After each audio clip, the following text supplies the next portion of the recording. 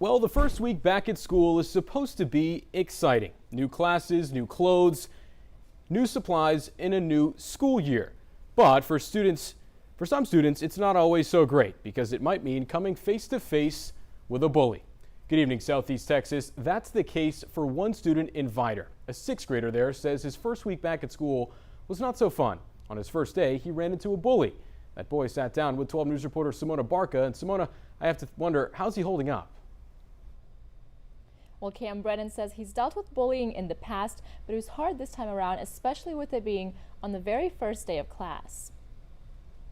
For a lot of students, the first day of school is exciting, maybe a bit nerve-wracking.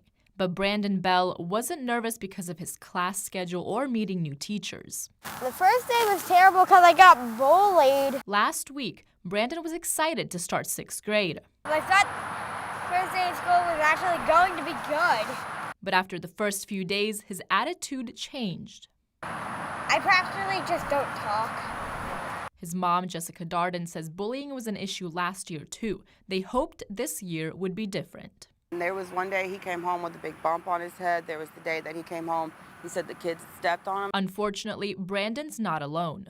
The National Center for Educational Statistics says 1 in 5, or 20% of students, report being bullied, but that number may be a lowball. Research shows that 64% of students who are bullied don't report it. Only 36% report the bullying. Brandon's stepdad, Patrick Samuel, says he knows the experience firsthand. My bullies was football players, and I was always taught stand up for yourself, so I started fighting. Now I have 4 or 5 basic, simple assaults causing bodily injury. Nothing got done to the bullies. That's not what they want for their son. I don't want him thinking that hitting the bullies back is the answer. Darden says she wants the school to pay more attention to the kids and listen to the kids who say they're being bullied.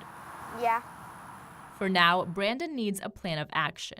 Make sure to stay away from them at all costs. He tries to put on a brave face, but his mom knows his pain. I don't want to keep having to wipe my son's tears away.